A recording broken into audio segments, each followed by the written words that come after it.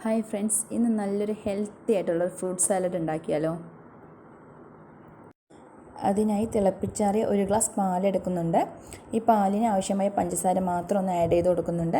പഞ്ചസാര വേണ്ടാത്തവർക്ക് തേൻ ആഡ് ചെയ്യാവുന്നതാണ്. ഫ്രൂട്ട്സ് ആഡ് ചെയ്യുമ്പോൾ ഓൾറെഡി കുറച്ച് മധുരം ഉണ്ടാവും, അതുകൊണ്ട് പാലിന് ആവശ്യമായ മധുരം മാത്രമേ ആഡ് ചെയ്തിട്ടുള്ളൂ. ഇനി അതിലേക്ക് ഫ്രൂട്ട്സ് ആഡ് ചെയ്ത് കൊടുക്കുകയാണ്. നമ്മുടെ കയ്യിലുള്ള അവൈലബിൾ ആയിട്ടുള്ള എല്ലാ ഫ്രൂട്ട്സും ആഡ് ചെയ്യാം. ഞാൻ എൻ്റെ കയ്യിലുള്ള കുറച്ച് ഫ്രൂട്ട്സൊക്കെ കട്ട് ചെയ്ത് വെച്ച് ആഡ് ചെയ്ത് കൊടുത്തു. എല്ലാം കൂടി നല്ല പോലെ ഒന്ന് മിക്സാക്കി. ഇപ്പോൾ തന്നെ ഭയങ്കര കളർഫുള്ളായിട്ടുണ്ട് കാണാൻ തന്നെ. ഇതിലേക്ക് ഇനി കുറച്ച് കസ്കസ് ആഡ് ചെയ്യുന്നുണ്ട്. ഒരു 4-5 ടേബിൾ സ്പൂണൊക്കെ ഞാൻ ആഡ് ചെയ്യുന്നുണ്ട്. എല്ലാം കൂടി നല്ല പോലെ മിക്സാക്കി വന്നിട്ടുണ്ട്.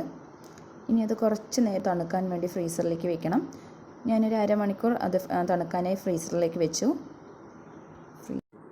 അരമണിക്കൂർ ഫ്രീസ് ചെയ്തെടുത്തു. Healthy milky fruit salad ready ആയിട്ടുണ്ട്. കാണാൻ തന്നെ വളരെ ഭംഗിയുണ്ട്. അത് കുറച്ചൊന്ന് ഫ്രീസ് ചെയ്തപ്പോൾ ഒന്ന് കുറുകി കിട്ടുകയും ചെയ്തിട്ടുണ്ട്. ഫ്രൂട്ട്സ് കഴിക്കാത്ത കുഞ്ഞുങ്ങൾക്കൊക്കെ നമ്മൾ ഇങ്ങനെ ഫ്രൂട്ട് സാലഡാക്കി കൊടുത്തു കഴിഞ്ഞാൽ അവരത് കഴിക്കും. ആ പാലിൻ്റെ ആ മധുരത്തിൻ്റെയൊക്കെ ഒരു ടേസ്റ്റിൽ അവരത് കഴിക്കുന്നതാണ്. ഒരു മസ്റ്റ് ട്രൈ ഐറ്റം ആയിരുന്നു. എല്ലാവരും ഒന്ന് ട്രൈ ചെയ്ത് നോക്കൂ.